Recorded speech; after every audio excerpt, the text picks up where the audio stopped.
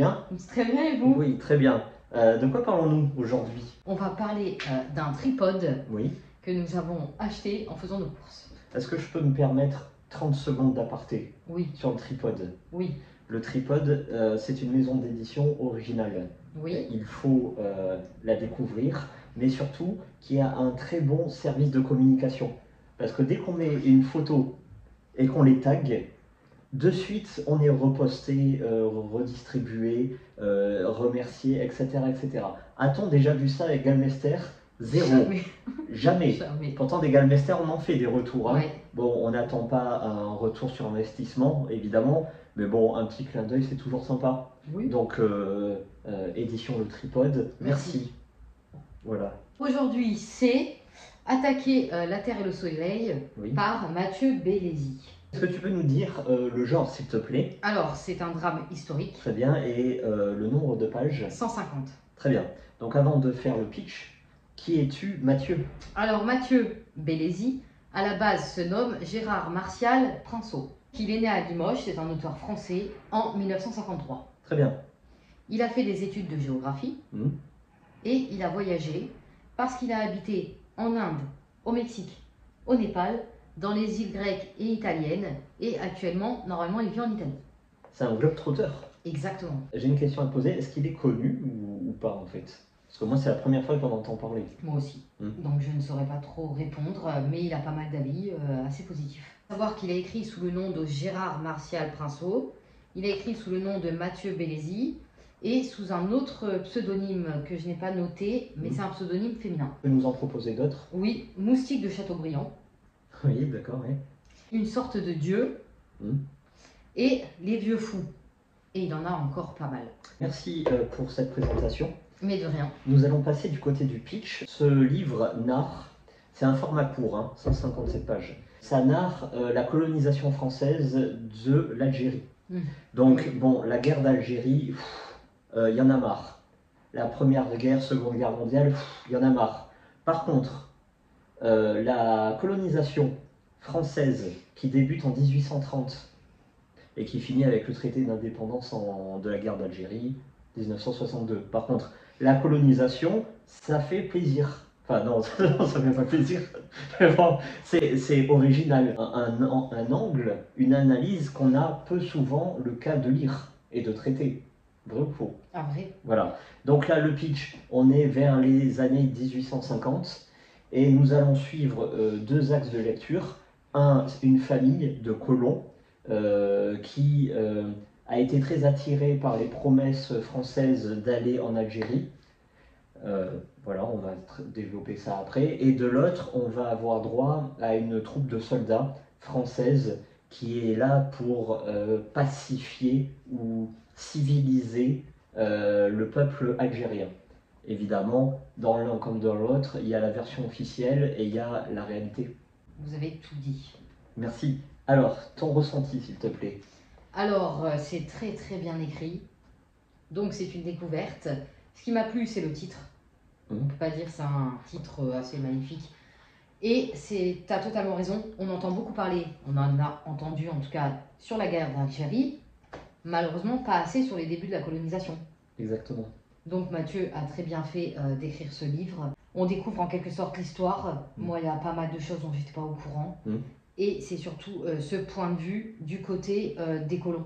En fait, ils vivent un enfer, mais ils ont toujours un espoir.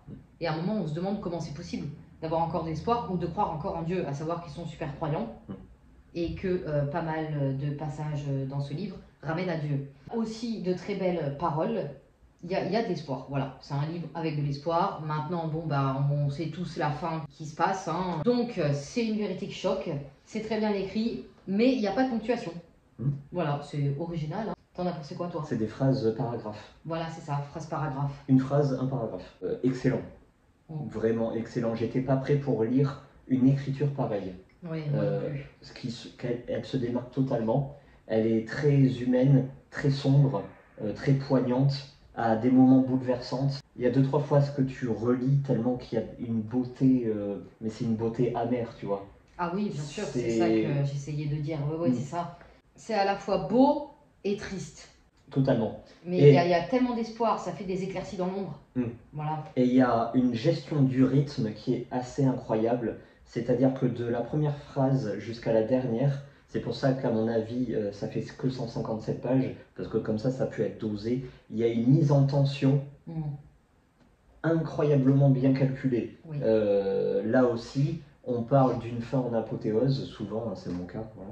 Et bien là, c'est une lente montée vers les enfers, vers la violence, vers aussi le mensonge, parce que le gouvernement français, au départ, a promis tout un tas de trucs, leur offre tout un tas de trucs. Évidemment, on leur a dit, allez en Algérie, vous aurez des terres, on va vous choyer, vous serez bien équipés. Ils arrivent là-bas, ils vivent dans des tentes avec la maladie, la pluie, voilà, les sauvages, ouais. Enfin, c'est ce qu'ils appellent eux les sauvages, les animaux sauvages, mais aussi les peuplades de voleurs, violeurs, égorgeurs et tout ça. Le manque d'hygiène. Et à la fin, c'est totalement détérioré, hein, parce qu'évidemment, il va se passer des drames, page par page, c'est que des drames. Comme tu dis, il y a une part d'espoir, il y a une part de religieux et de religion. Ils s'en remettent à Dieu, quoi, en fait, parce qu'ils n'ont plus vraiment le choix. Ils n'ont plus que ça. Ont plus que ça. Et de l'autre, on a de la part des soldats, c'est un peu comme Christophe Colomb, etc. Ils y vont pour civiliser, mais en fait, pas du tout. C'est des actes de barbarie du début jusqu'à la fin. Bon, bref, on va pas trop en dire. Voilà. Est-ce que tu le conseilles, et si oui, à qui? Alors justement, je le conseille. Pourquoi? Parce que c'est vraiment pas mon genre ni ce que j'aime en temps normal. En lisant le résumé, j'ai dit non. Mais j'ai ouvert le livre par curiosité, hein, et j'ai lu 2 lignes qui m'ont vachement plu. Donc on l'a pris.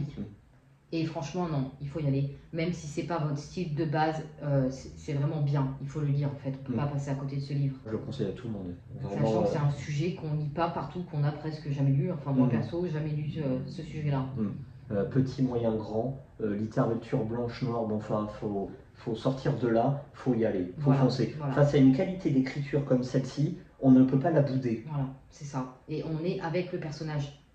On n'est pas un point de vue extérieur où ça raconte pourquoi la guerre, pourquoi la colonisation, où ça t'explique A plus B. Non.